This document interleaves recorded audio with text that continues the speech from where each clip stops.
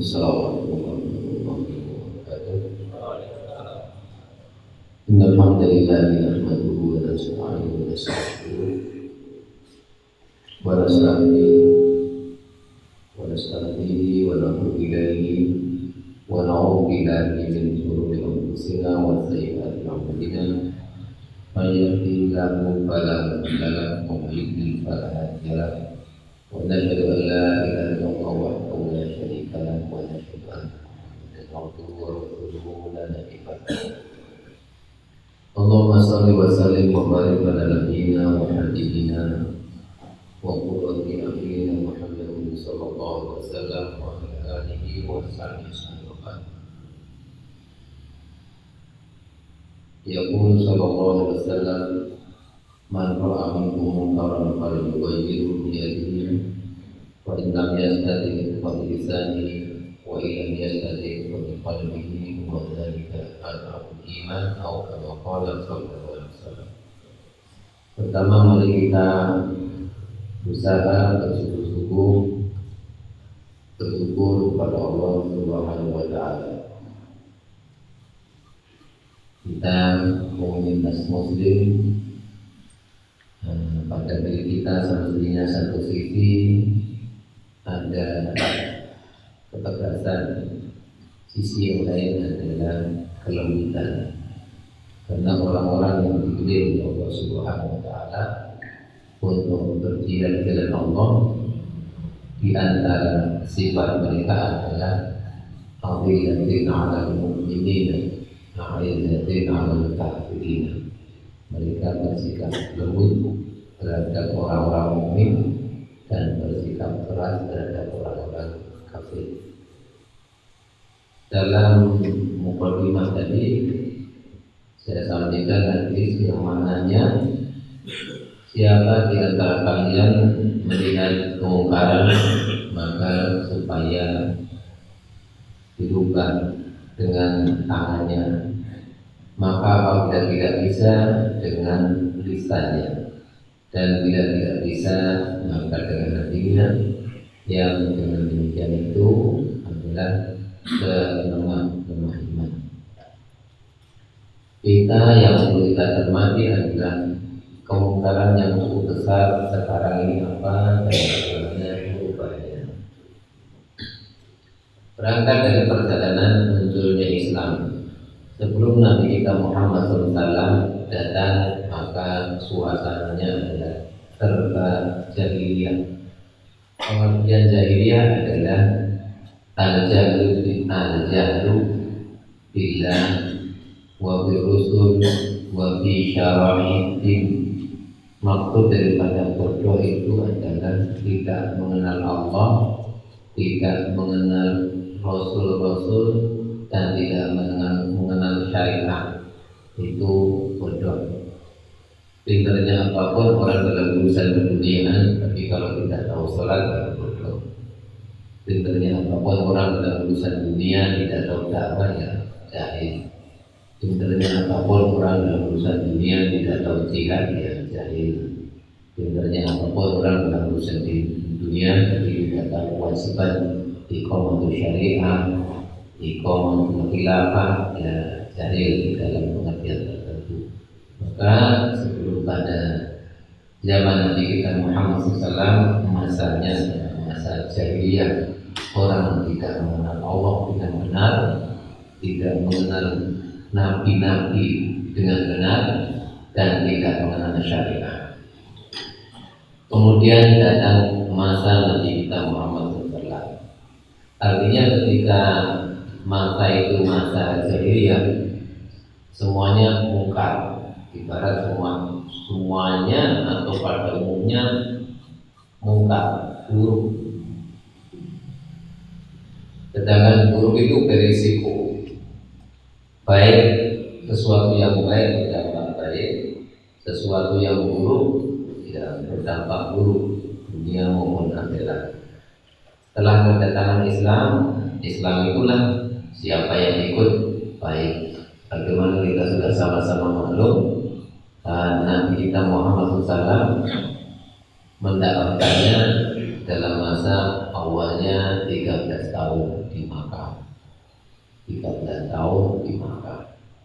Kalau kita berbicara tentang dakwah, bayangan kita adalah dakwah itu pekerjaan mulia. Kita mesti nyibukkan dalam bidang itu. Bukan ketika kita berbicara tentang dakwah terus lemas terus ngantuk dan isi. Bukan itu. Kalau berbicara tentang nyambut gaya semangat kan begitu juga. Dua-duanya semangat. Jadi kalau kita berbicara tentang dakwah, Nabi kita Muhammad SAW memperjuangkan Islam 13 tahun dakwah di Makkah. Artinya yang di bawah itu baik, di luar itu buruk semua. Yang disampaikan oleh Rasulullah, para sahabat itu bagus. Selebihnya buruk semua, karena belum ada orang baik kecuali Rasulullah dan sahabat. Berbeda dengan zaman kita sekarang. Zaman kita sekarang itu yang Islam bukan kita tok. Jadi yang baik bukan kita tok. Jadi kita sholat. Kaum muslimin yang lain juga sholat, barangkali lebih baik daripada kita. Kita juga berusaha ikhlas. Kaum muslimin yang lain juga berusaha ikhlas. Bisa jadi ikhlasnya lebih dari kita. Kita diajari oleh Nabi kita Muhammad SAW dituntut menghargai yang baik, Kalau saya mengajar di anak santri saya kelas 6, kadang-kadang umumnya ngantuk. Jadi 2 jam pelajaran itu sambil menerangkan, ambil kakek, tangannya muka kepala orang, sambil bunyi bahasa Arab, sambil goyang-goyang sana. Nanti sini terang, nanti ini sana kemudian ngantuk, pindah sana jalan sambil ngomong. Jadi ngomong sana ngantuk, sudah bangun nanti ngomong sambil menerangkan, pindah sana dia ngantuk, pindah sana. 2 jam pelajaran begitu biasanya, Masya Allah. Tapi itu kan santri kan baru ya, kalau dosa ya sudah dosa. Tapi kan masih rotok latihan. Kalau kita ini dosa ya tenanan dosa. Mosok ngaji ngantuk kayak banget. Memangnya ganjarannya di perang ada ganjarannya asal perang sapi. Ngaji juga ada ganjarannya. Ya, aneh tuh ngaji ngantuk sebenarnya idealnya. Kok aneh? Dengan mengumpulkan duit orang ngantuk, ngumpulin duit rupiah mengantuk tidak ngantuk, tapi ngumpulin ganjaran ngantuk kan, setannya menang.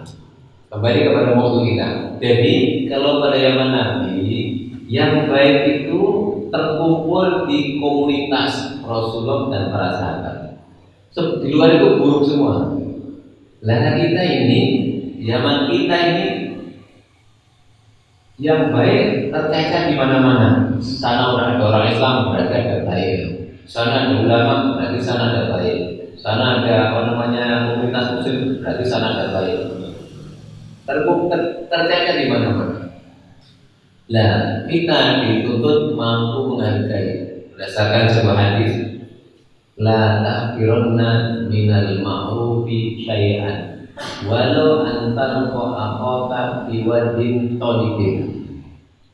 Jangan meremehkan kebaikan meskipun kebaikan itu sebatas bertemu dengan sama kaum muslimin dengan muka ceria, itu sudah baik, tidak boleh diremehkan.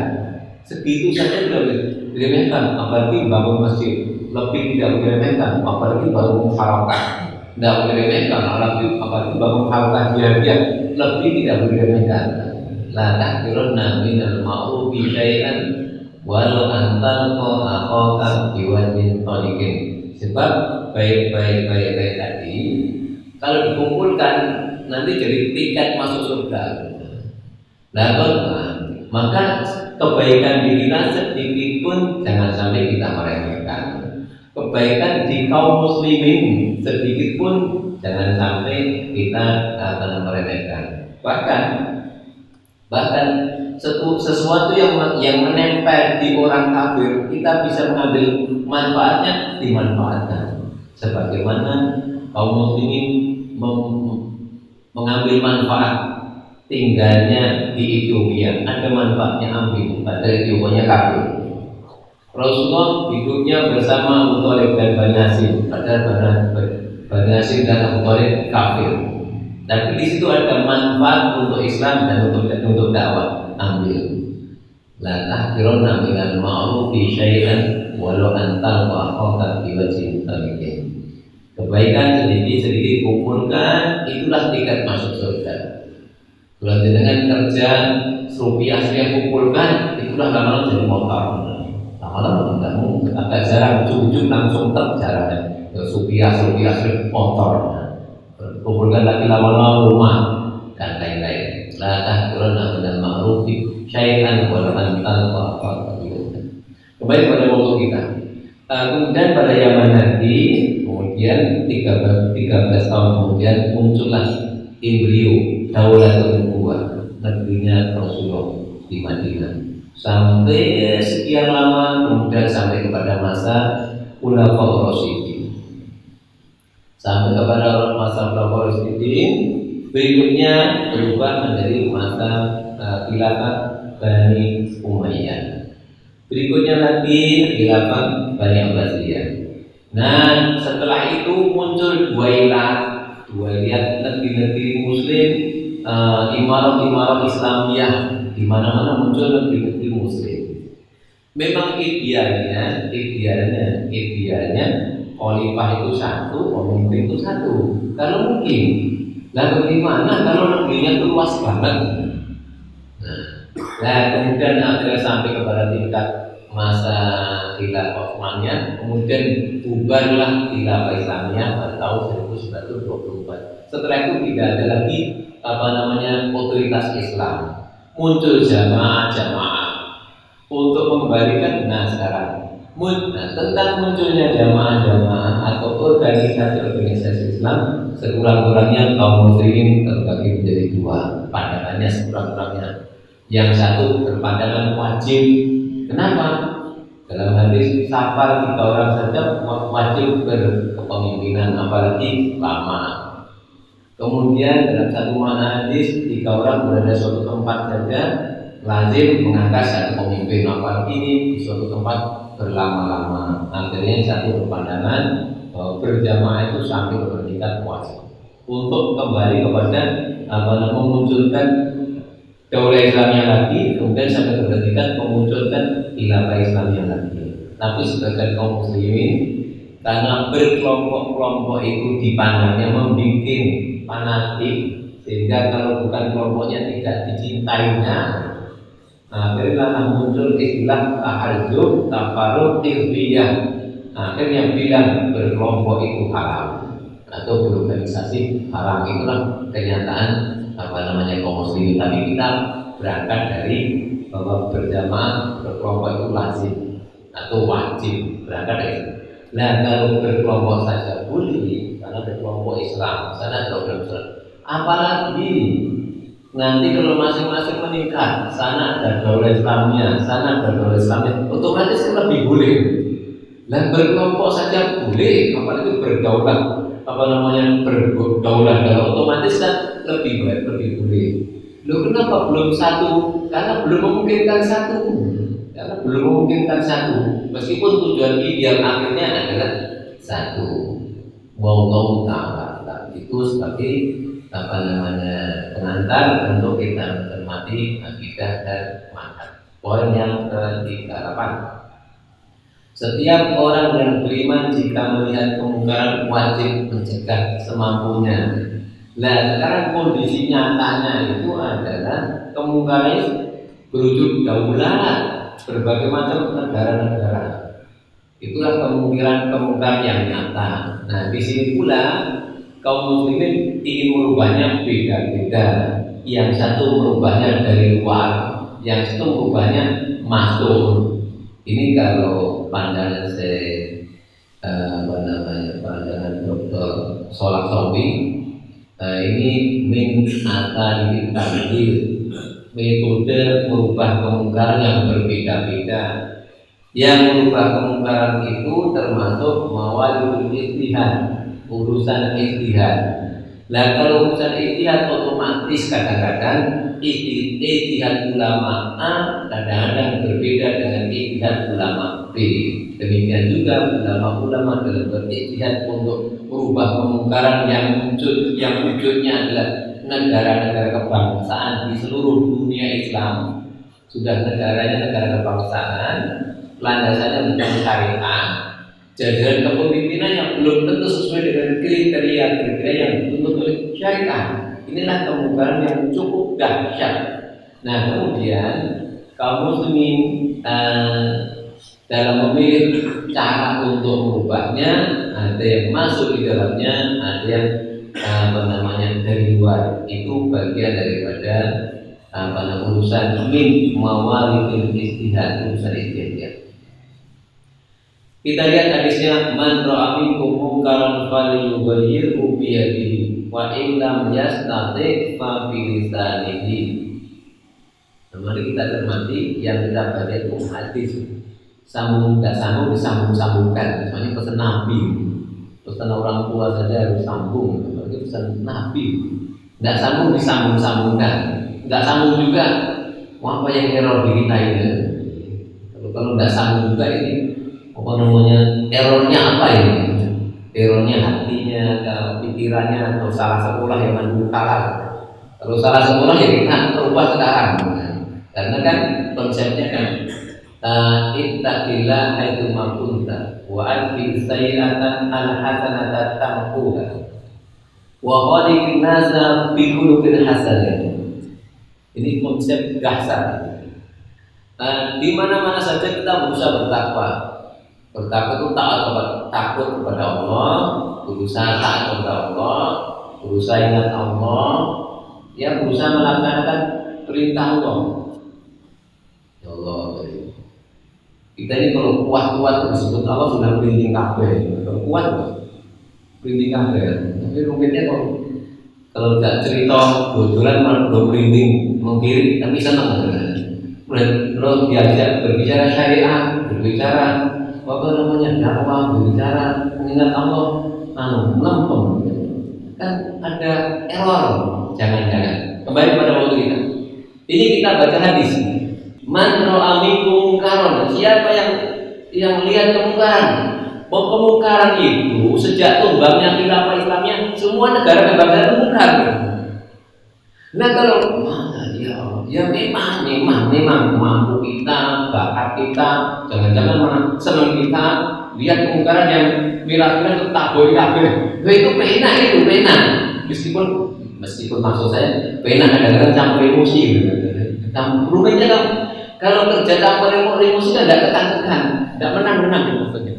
Nah, kemungkaran yang dahsyat itu adalah semua kerajaan Islam di dunia atau apa namanya, semua pemerintahan orang-orang Muslim yang belum dibangun di atas syariat, itu kemungkaran yang dahsyat gitu. Nah itu apa namanya, merubahnya lewat mana kan tidak mudah. Kalau orang miras mudah aja. Laskar jalan-jalan beli udah bubar malam itu bubar, besok lagi bisa lagi kan. Tapi ketika mungkar itu sebuah institusi besar, ini merubahnya, masya Allah, berubah orang-orang besar. Nah, maka kita perlu punya cita-cita besar. Man ra'a minkum munkaran falyughayyirhu bi yadihi. Rubah dengan kemampuannya. Kemampuan kita berkomunikasi dengan semua jamaah kaum muslimin. Kemampuan kita menggerakkan internal jemaah, kemampuan kita menggerakkan para muslim, para orang-orang kaya, para pakar-pakar dan lain-lain untuk sama-sama bagaimana sesuatu yang mungkar ini kita luruskan bareng-bareng. Wa in lam yastati' fa bilisani, tidak bisa merubah yang ngomong saja. Bahwa semua negeri kaum muslimin yang belum dibangun di atas syariat asalnya adalah mungkar, asalnya adalah mungkar. Kenapa mungkar? Karena belum sampai kepada kondisi ideal, yaitu tegak syariat, kemudian kepemimpinannya adil. Kalau sebelum sampai pada tingkat itu, maka dohirnya adalah mungkar. Tapi mudah-mudahan kalau masing-masing sudah maksimal berusahanya, mudah-mudahan dia maafkan Allah.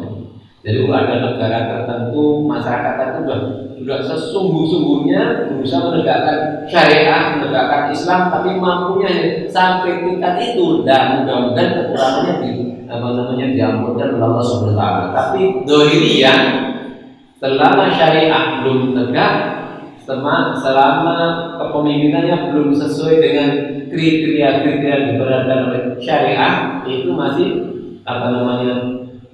kemungkaran. Wallahu ta'ala a'lam. Wa in lam yastati' fa bi qalbihi. Jadi kalau kita ini ya Allah, tapi memang karunia Allah itu beda-beda. Ya Allah ya Allah, beda-beda. Ada yang mungkin punya anak sholatnya lambat-lambat, tenang aja. Tapi ada yang punya anak sholatnya tidak jamaah sekali, sudah betulnya bukan main, kan beda-beda. Ada yang punya anak belum iso ngaji, tenang aja. Kok tenang? Bapaknya gak iso, misalnya kan gitu. Tunggu ya gak iso. Itu guru-guru salah dikit yang dulu kalah. Nah, salah dikit yang zaman dulu kalah sudah kita hapus dengan pengajian. Jadi ilmu-ilmu yang kadang-kadang mubadir yang dicekokkan di otak kita oleh zaman Orde Baru. Nah, kita hapus dengan taklim. Wa'ad bi sayyi'atan al-hasanatan tamhuha, yang buruk diikuti yang baik mudah-mudahan menghapusnya. Nah, demikian juga ya Allah ya Rabbi. Jadi semakin kita ini mulat, semakin kita ini sensitif terhadap yang benar sama yang tidak benar, maka kita semakin hiduplah hati kita ini dengan izin Allah. Demikian pula kita diajak merembuk bahwa dunia kita ini umumnya mungkar karena belum mau kembali kepada syariat. Ini gawat, lebih gawat daripada orang tidak makan.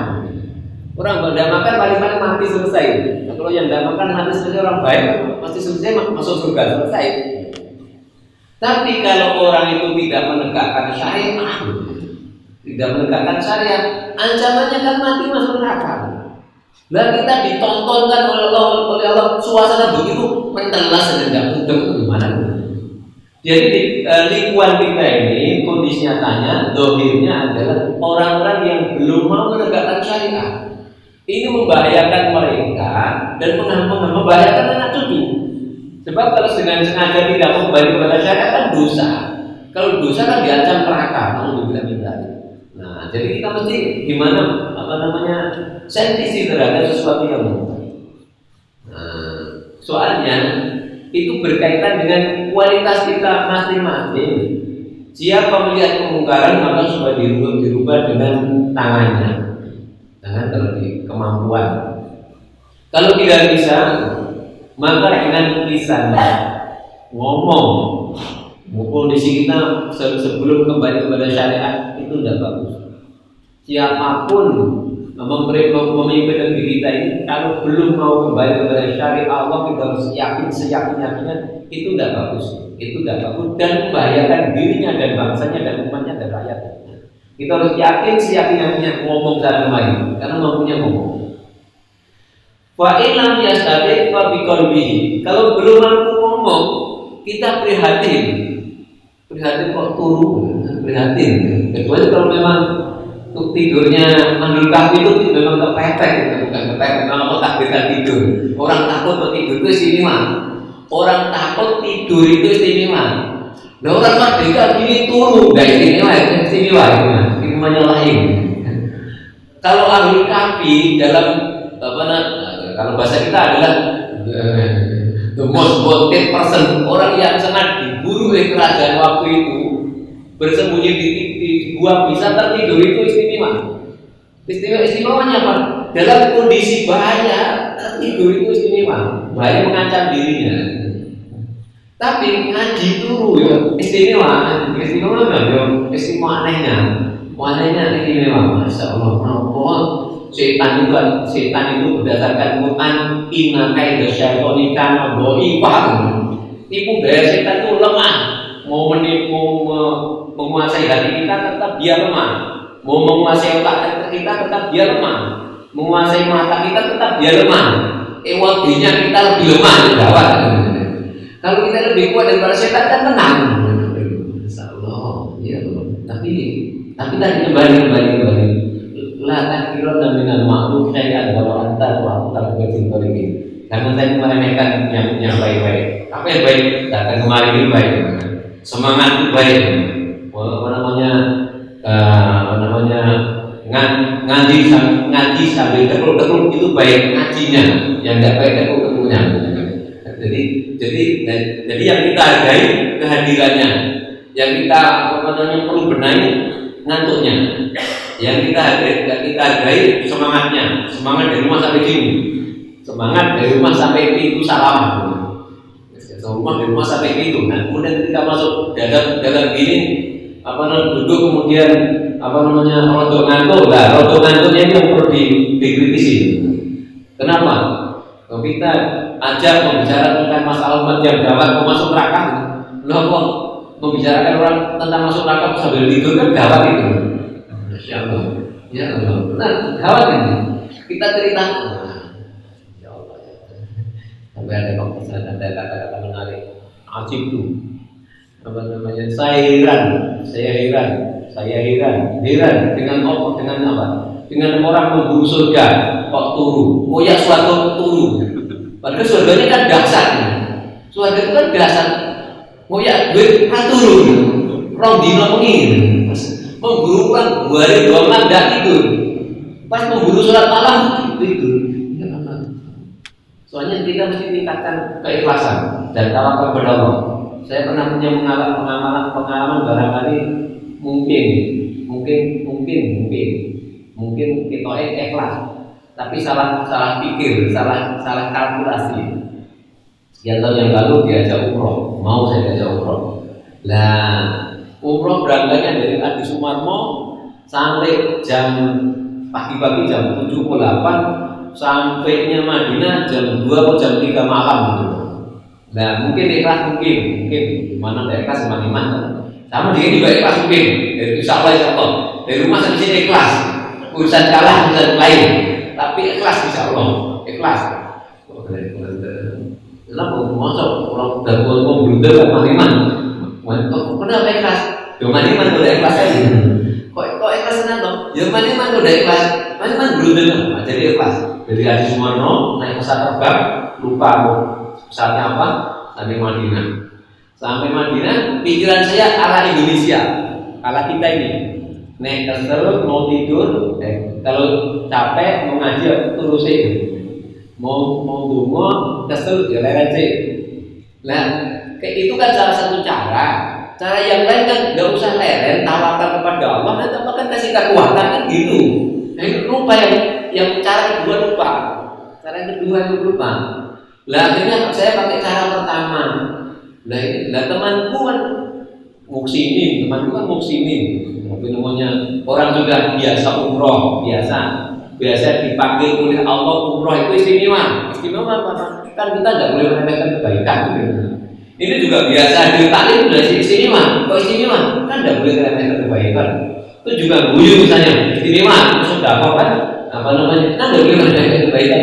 Guyu diri istimewa, aneh, guyu diri. Nah, jadi teman saya orang muksinin sudah karena nggak biasa umroh langsung punya jadwalnya apa? Langsung duduk Masjid Nabawi, langsung mengatamkan Quran. Maksudnya ngaji yang di rumah belum ambil khatam itu mau dikatakan di Masjid Nabawi gitu. Nah, saya punya perhitungan yang lain, belum pengalaman umroh kan? Kita orang belum pengalaman umroh kan? Ini kalau Bapak Marmar kan berpengalaman lah hantu kan gitu. Kalau umroh ya belum pengalaman, jihad apalagi. Umroh belum pengalaman, haji belum pengalaman, jihad apalagi. Tapi kalau apa melakukan memang jagonya kan gitu. Tapi bariku ikut gitu. Nah, jadi saya pakai cara yang pertama. Ya karena capek ya leren dulu lah gitu. Tapi temanku yang ngajak nggak leren, langsung duduk ngaji sak kuat-kuatnya. Lah karena saya mau ikut-ikutan kan ngantuk, ngaku sana sini sampai subuh ya di tempat ngantuk ke kolanya Masjid Nabawi, jalan lagi mengambil sumur air zam-zam sambil rumah terus panjang-panjang terus jalan lagi terus itu sampai subuh. Baru subuh tak balik temanku, ndak ada. yang ada tinggal tas saya sama sepatunya orangnya dan tidak ada semua. Tidak ada. Terus saya tidak hafal tempat pulangnya, pintu Masjid Nabawi, pintu gerbangnya banyak banget. Terus saya tidak hafal nomornya.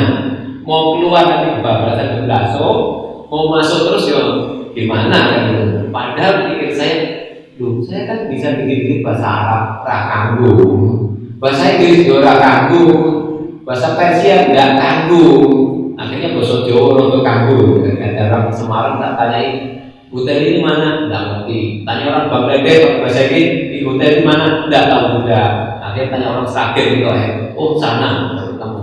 Nah, sampai sana terus ketemu hotelnya, naik tingkat kedua, bingung lagi keliru tangga. Lift yang dinaik keliru mubeng-mubeng terus. Nah, alhamdulillah ada kawan bingungnya, kawannya bingung. Ada orang tua sama anak muda mungkin anaknya sama-sama bingung dengan saya, berputar-putar di tingkat berapa muter-muter. Yang tua untuk muni-muni yang muda kelihatannya. Nah, akhirnya bingung terus turun balik awal baru ketemu orang. Terus saya pikir, oh tadi salah cara. Apa caranya? Mestinya ini tempat yang terbaik, capek dan capek mohon kepada Allah biar tidak capek dan gitu. Oh, ala gitu. Jadi tidak salahnya tidak dungo. Jadi jangan-jangan juga dungo ya kan. Dan dulu kok bangun kafe buru-buru cerita dari retorika buru-buru dungo. Kan lebih dasar tadi dungo terus mulai kafe retorika itu. Tapi kalau kalau bangunnya mulai ini buru-buru saya cerita. Buru-buru retorika ngomong, itu ganjaran aku. Dengan itu, sitik barangkali itu kabel. Saya kembali pada maulid kita. Jadi ini urusan dahsyat. Kita ditakdirkan oleh Allah melihat kebukaan yang luar biasa, yaitu munculnya paham kebangsaan di seluruh negeri kaum muslimin setelah tumbangnya khilafah Islamiyah. Sehingga ketika memunculkan sebuah pemerintahan yang tidak mungkin Islami, kemudian memunculkan sebuah kepemimpinan juga tidak mungkin Islami, karena semuanya tidak menuju kepada syariah, tapi menuju kepada ilmu barat. Nah, itulah perubahan. Maka kita berusaha merubahnya semampunya. Poin yang berikutnya, berusaha merubahnya semampu-mampunya. Poin yang berikutnya adalah 39. Jihad itu akan tetap terus berjalan sampai hari kiamat, baik dengan adanya imam a'zam atau tidak, dengan imam yang adil maupun dengan imam yang fajir. Kalau kondisi demikian, ini kondisi nyatanya adalah meskipun tidak ada imam a'zam, artinya adalah amir mukminin atau amir dalam sebuah daulah Islamnya, ada juga jihad di Moro, Filipina, ada juga jihad di Syam. Padahal ini kondisi nyatanya adalah demikian. Kondisi nyatanya demikian. Nah, sekarang sedangkan jihad dalam Islam tujuannya adalah menegakkan syariah, iqamatul daulah, iqamatul khilafah. Maka sangat mungkin kalau di berbagai macam belahan bumi itu ada, di sana ada jihad, di sana ada jihad, kan tujuan akhir lokal ada tegaknya imarat Islamiyah atau tegaknya daulah Islamiyah. Maka kalau kita lihat sistem tadarus bertahap, sangat mungkin suatu masa adalah akan muncul daulah Islamiyah di mana, akan muncul daulah Islam di mana, sebelum pada akhirnya muncul khilafah Islamiyah yang diterima oleh seluruh dunia Islam. Itu sangat mungkin, sebagaimana mungkinnya dalam rangka untuk menegakkan amar ma'ruf dan munkar muncul di sana jamaah Islamiyah, di sana jamaah Islamiyah, meskipun masing-masing jamaah Islamiyah belum sampai kepada tingkat kemampuan untuk menegakkan daulah Islamiyah. Maka sangat mungkin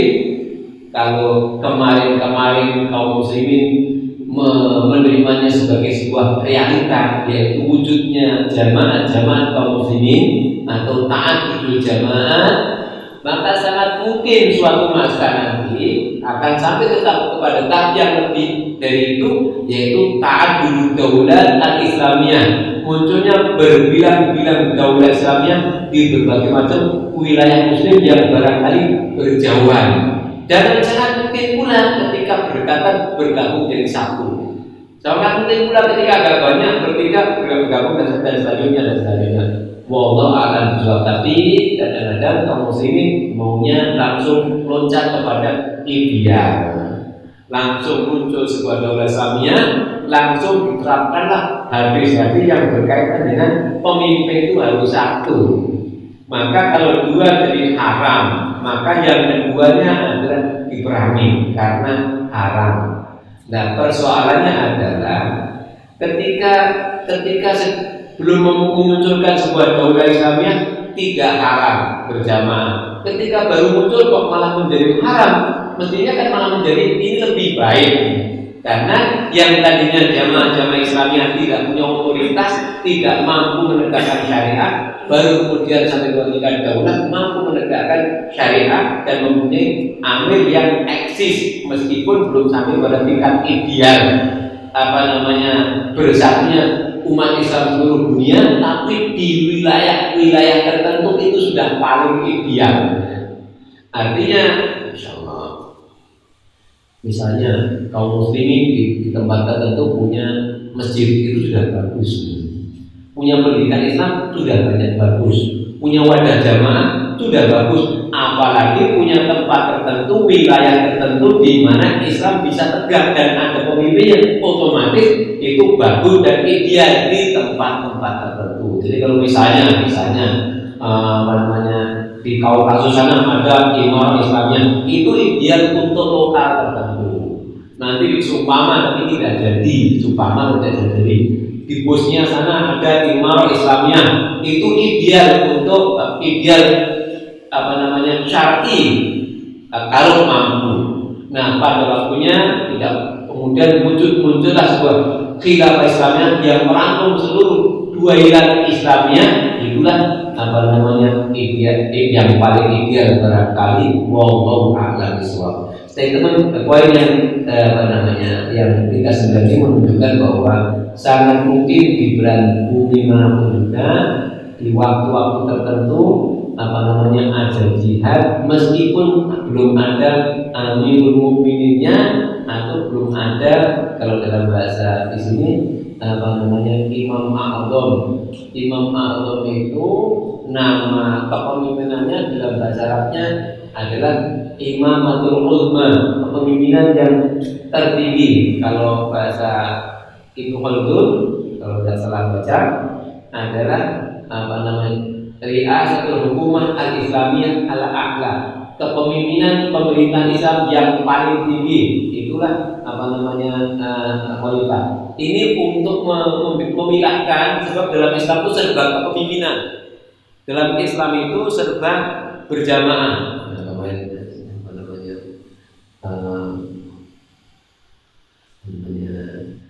Ustaz juga menyampaikan kepada bersama orang tua, orang tuanya terus pokoknya kami ini mau berdakwah seperti Ustaz, tapi orangnya sedikit tidak apa-apa, tapi harus berjamaah. Kita juga berjamaah, panjang lagi. Nah, namanya dulu ini, terakhir ini disebutkan deretan ceritanya pola al-Islam. Kemudian imamatul uzma, imam a'zam itu kepemimpinannya bahasa Arabnya namanya al-imamah al-uzma, kepemimpinan tertinggi. Ini untuk memilihkan berarti ada kepemimpinan Islam yang tidak tertinggi, yaitu imamatus sholat, kepemimpinan sholat, namanya imamatus sugro, kepemimpinan kecil. Tapi kepemimpinan sebuah daulah Islamiyah dimanapun juga atau sebuah khilafah Islamiyah itu dibahasakan dengan bahasa al-imamah al-umma. Tapi ingat, insyaallah tadi mukadimah kita, Islam muncul dengan kepemimpinan komunitas Rasulullah, pemimpin sahabat di Makkah. Kemudian pemimpin Daulatul Nubuwah, daulah kenabian di Madinah. Kemudian dilanjutkan dengan khilafah Rasyidin. Nah, kemudian dilanjutkan dengan khilafah Abbasiyah. Kemudian Bani Umayyah, terbalik, Bani Umayyah bin Abbasiyah, kemudian khilafah Utsmaniyah. Kemudian setelah itu kaum muslimin tidak punya al-imam al-uzma. Karena kursi Imam Uzma sudah digantikan oleh semua semua pemerintahan-pemerintahan atau negara-negara yang berpaham kebangsaan di seluruh dunia termasuk di dunia Islam. Maka mulai itulah kiranya Imam Uzma yang ideal kiranya belum kunjung muncul lagi. Wallahualam kecuali barangkali beberapa saat yang lalu misalnya Afghanistan memunculkan pemerintahan mujahidin, kemudian berganti dengan pemerintahan Timor Islamiyah Taliban dan selanjutnya. Kemudian negara kerajaan Brunei Darussalam dengan rajanya Hasan al-Bolkiah, entah itu dalam syariat dicermati, tapi tidak lama beberapa saat yang lalu mendeklarasikan tegaknya syariah, tegaknya hukum hudud. Lah itu kalau dibahasakan dengan bahasa syariah, kalau dibenarkan misalnya, maka pemimpinannya itu adalah Imam al-Uzma, lepas dari plus minusnya sistemnya kerajaan dan lain-lain.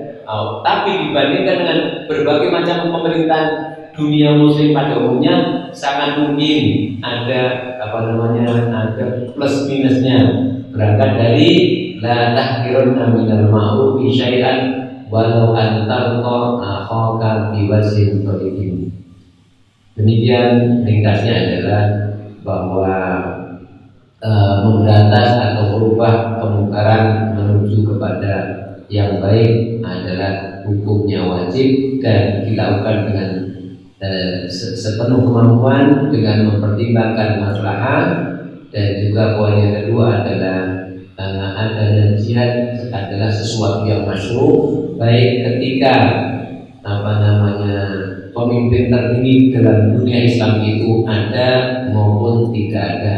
Dan kenyataannya dunia Islam sekarang ada di sana sini medan-medan jihad seperti di Filipina Selatan sejak tahun barangkali 70-an, barangkali ada juga di Palestina sejak tahun 40-an hingga kini, kemudian di Afghanistan sejak tahun 80-an, 90-an hingga kini, dan juga di Timur Tengah sejak tahun 2000-an hingga kini. Itu membuktikan secara nyata bahwa di sebagian dan dunia Islam ada jihad meskipun belum ada imamnya atau amirul mukmininnya. Kalau dinyatakan bahwa jihad mesti ada amirul mukmininnya, berarti jihad-jihad yang berlaku di sana sini ada kekurangan. Sementara di sana sini di mana ada jihad biasanya ada pula ulama-ulamanya. Sebagaimana kita berdakwah juga dakwah kita didukung oleh sebagian ulama tertentu, sementara kamu sini di dunia yang ada di sana medan-medan jihad, mereka juga tidak lepas dari dukungan dan ijtihad ulama yang ada di tempat itu. Jadi insyaallah amal-amal kaum muslimin tidak lepas dari dukungan ulama yang dibangun pemikirannya berdasarkan ijtihad mereka dan berdasarkan syariat yang mereka pahami. Wallahu a'lam bishawab. Demikian yang bisa saya sampaikan, semoga bermanfaat. Wallahu a'lam bishawab. Subhanakallahumma wa bihamdika asyhadu an la ilaha illa anta astaghfiruka wa atubu ilaik. Walhamdulillah. Wassalamualaikum warahmatullahi wabarakatuh.